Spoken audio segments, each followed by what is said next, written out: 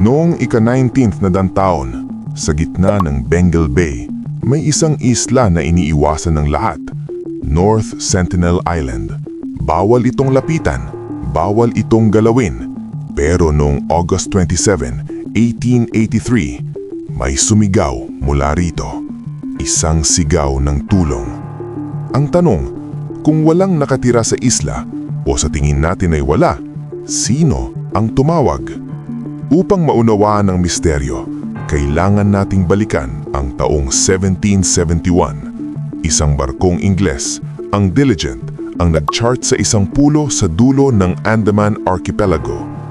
Dahil ito ay nakatayong parang bantay sa dulo ng strait, pinangalanan nila itong North Sentinel. Noong mga panahong iyon, ang Andaman Islands ay isang lugar ng takot para sa mga dayuhan. Sinasabing ang mga katutubo rito ay ganid at brutal ayon kay Marco Polo. Ngunit ang North Sentinel ay iba.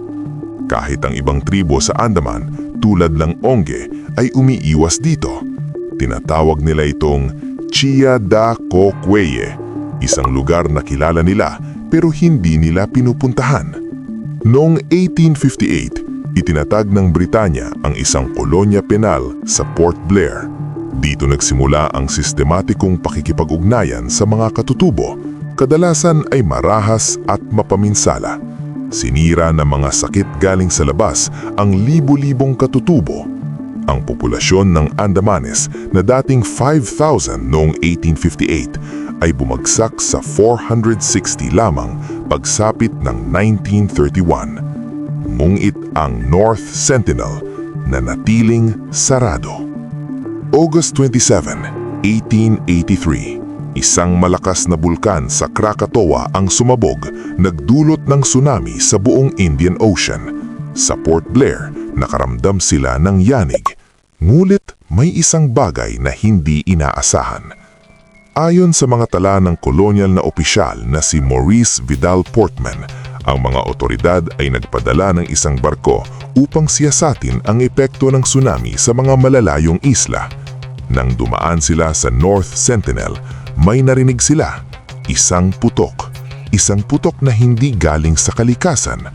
Akala nila ito ay senyales ng isang barkong nasira, isang distress signal mula sa mga Europeo na posibleng na-stranded.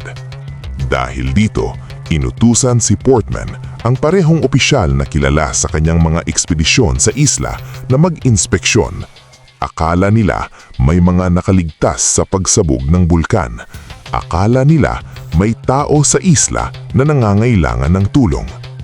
Si Maurice Vidal Portman, isang pangalang kinakatakutan at iginagalang sa kasaysayan ng Andaman.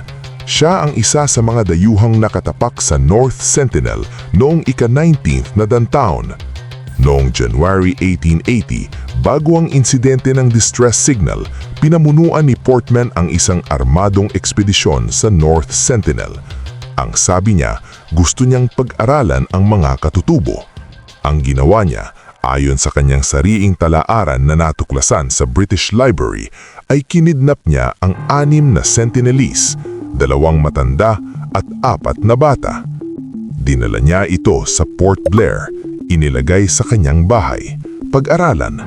Ngunit sa loob ng ilang araw, ang matandang lalaki at babae ay nagkasakit ng malubha at namatay. Sila ay walang resistensya sa mga sakit ng modernong mundo. Makalipas ang ilang linggo, ibinalik ni Portman ang 4 na bata sa North Sentinel.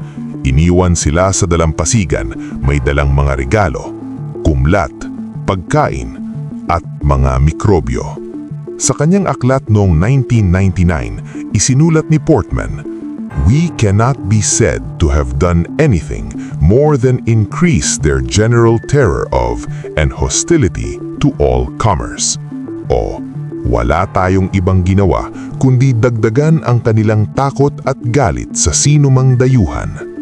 Ngayon, ano ang kinalaman nito sa distress signal noong 1883? Pagkalapag ng grupo ni Portman sa isla matapos ang tsunami at ang mahiwagang putok, wala silang nakitang nakaligtas na Europeo. Ang nakita nila ay ang mga Sentinelese at isang bangkay. isang bangkay ng isang lalaki na nakasuot ng damit na may hiwa sa lalamunan at may mga panana sa katawan. Sino ang lalaking iyon? Pinaniniwalaang ito ay isang presong Indiano na nakatakas sa kolonya penal sa Port Blair noong 1896 o maaaring marino mula sa isang mas naunang nawawasak na barko. Ang mas nakakagulo, noong 1867 may isang insidente na. Isang barkong mangangalakal Indiano, ang Nineveh, ay nawasak sa bahagi ng North Sentinel. Ang 106 survivors ay nakarating sa dalampasigan at sa loob ng 3 araw ay inatake sila ng mga taga-isla hanggang sa sila ay iligtas ng mga Britanya. Ibig sabihin, bago pa man ang distress signal, alam na ng mga dayuhan na may nakatira sa isla at sila ay marahas. Pero bakit nagkaroon ng putok noong 1883? Teorya ng mga istoriko, ang putok na narinig ay hindi gawa ng tao. Maaaring ito ay tunog ng mga puno na nabagsak dahil sa tsunami o ingay ng lupa mula sa malayong bulkan. Ngunit sa isla mismo, may nakita silang bakas ng apoy at kampo, senyales na ang mga Sentinelese ay buhay at gising noong mga oras na iyon. Hanggang ngayon, may 3 teorya ang mga eksperto tungkol sa insidente ng 1883 at sa patuloy na misteryo ng North Sentinel. Ang unang teorya, ang distress signal ay hindi senyales ng tulong, kundi isang babala. Ayon kay Adam Goodhart, author ng The Last Island, maaaring natutunan ng mga Sentinelese na gayahin ng tunog ng mga baril o kanyon ng Britanya gamit ang mga labi ng barko upang takutin ang mga dayuhan. Isang anyo ng psychological warfare. Ang ikalawang teorya, ang lalaking bangkay na nakita nila noong 1883 ay maaaring hindi isang bilanggo. Maaring ito ay isang mandaragat na nakatakas mula sa paglubog ng isang barko. Maaring may dala siyang signal flare o baril.